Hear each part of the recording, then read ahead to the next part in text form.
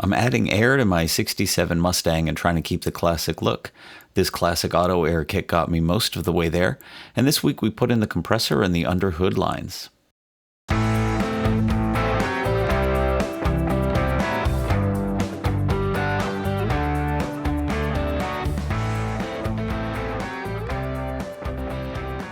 So in the last video, we pulled out the factory heater box and installed the classic auto air electronic perfect fit system. We got most of the work done, and this week we're going to be putting the underhood stuff in place. And that includes cleaning up and painting the compressor brackets that go underneath the hood. I'm going to put a little bit of black spray paint on these so they match the rest of the decor underneath the hood and protect them from surface corrosion.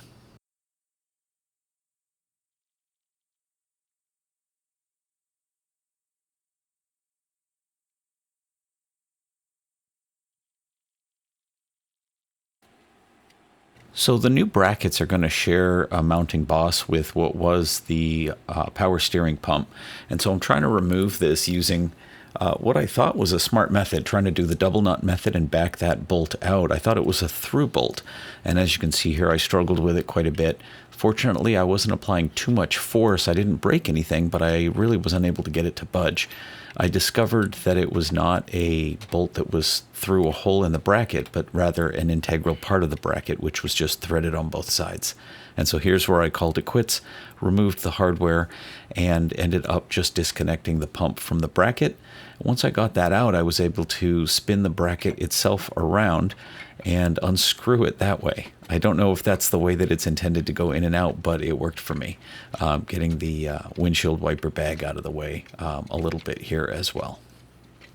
Now, once I got this out, I was trying to be careful because there is a little blue spacer, and it's not originally blue, it was painted, but I'm sliding in the bracket for the new compressor here, and I'm double checking what the offset on that's actually going to be, and essentially what I'm trying to do is to keep the power steering bracket in the same place as it was relative to the main pulley. And in doing that, I'm going to take some measurements to make sure that I'm spacing it out appropriately with the new hardware. The hard fuel line is going to have to move to fit in behind the air conditioning compressor, so I have an inexpensive set of tubing benders here, and I'm just making some small incremental bends to try to snake that hard line up close against the block. Now once I get this in place, I'm going to go back to staging the air conditioning brackets and double checking the thickness that I need to offset. So again, there was a little blue spacer that was holding the power steering pump off from the block, and I want to make sure that this bracket plus the appropriate washer is going to get me to the same offset that the water pump had. And so here you can see I'm sort of eyeballing it. I get the calipers out and I measure a little bit and double check that the washer that comes with the kit, which there was a few, as well as the support arm on the back, gets me the right offset. And I was able to accomplish that. The other thing to note here, and you can't tell yet, but I did move the coil, which was located on the front of that driver's side head. And then here I'm staging in the front compressor bracket and eyeballing the location of everything. At that point, I've got the front ear bracket for the power steering pump and just sort of figuring out how that's all going to go. And once I got all of that eyeballed it, I'll mount it a little bit more permanently as well.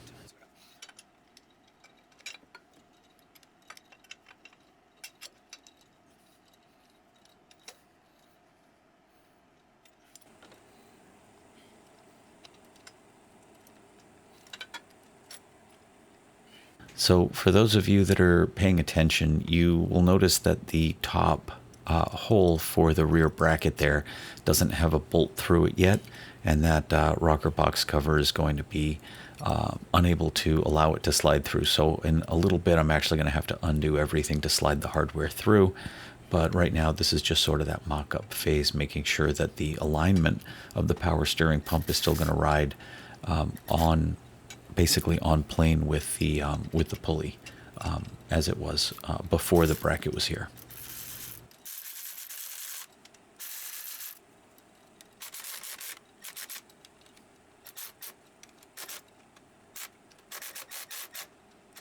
So the hardware for the compressor mounting includes these bolts and then some spacers as well.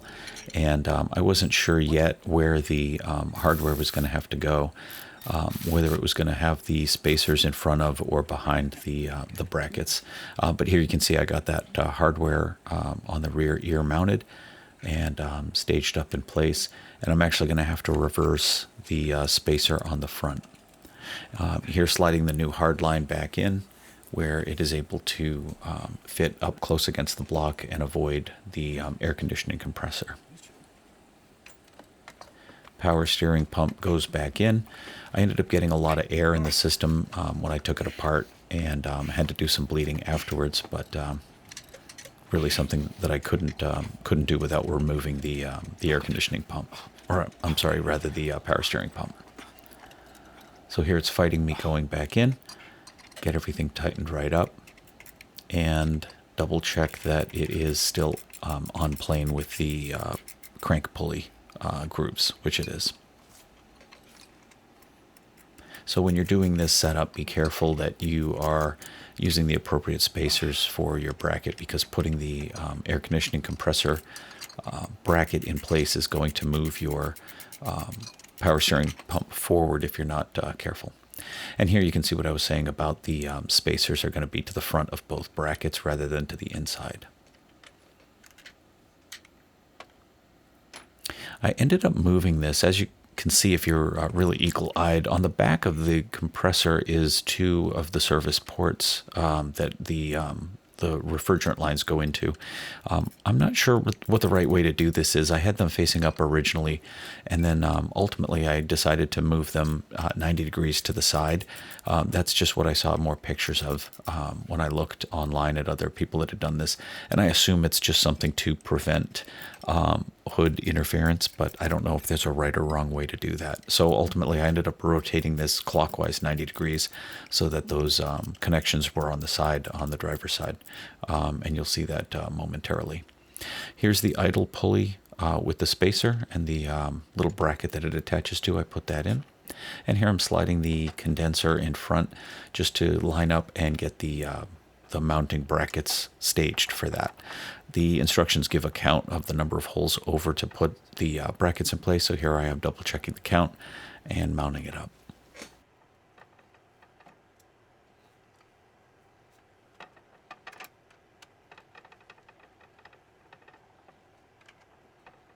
The upper bracket is going to go against that radiator support behind the hood latch, and then the one at the bottom is going to extend forward like this, and it is going to mount in between the hood latch bracket that extends down and the forward part of the chassis support.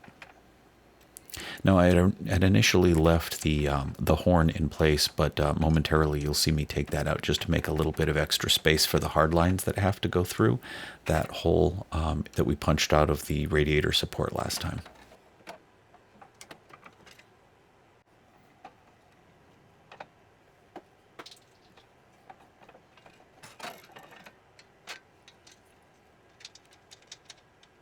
So here you can actually see the lower hard line is going to have a pressure switch there as well. We'll do the wiring for that shortly. And here the dryer has a little bracket that goes around it, unscrewing the plastic caps that are on it for transport. Get that all mocked up in place, and then with a nut and bolt set that comes with the kit, put that on the side of the condenser. And what I'm not showing yet is the O-rings that go in all of the hardline connections. I'll show that in just a second, but essentially there's an oil, mineral oil that they come with. Put a little bit on and make sure that they are seated nice and flat, and then put them in the connections to make sure that you're getting a good seal. You don't want to over tighten those O-rings because they can distort. And here you can see moving that horn gave me plenty of clearance to get those hard lines mounted in. I've got a sort of an aftermarket coolant recovery bottle right there on the right. It's that white plastic bottle, and I moved that out of the way. And here you can see on the air conditioning compressor, I actually moved those connection ports over to the side. So here's the mineral oil. Put a little bit on the connection itself, a little bit on the O-rings, and these little green O-rings just slide right on. And there you go. That'll create a snug connection. So there's a line that runs from the heater box all the way around. I chose to route that towards the back of the motor where I could tuck it up underneath my export brace. The shorter length runs right to the compressor, and then another shorter one runs from the compressor back to the heater box as well, which is on the passenger firewall.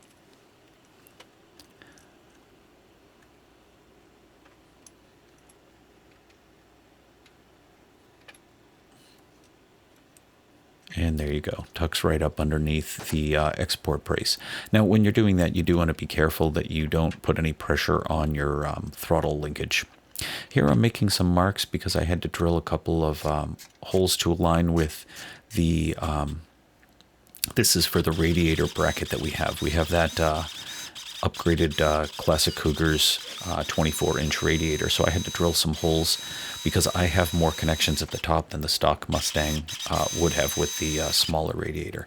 So drilled a couple of pilot holes, got my step bits out after marking them, and drilled them to the appropriate size.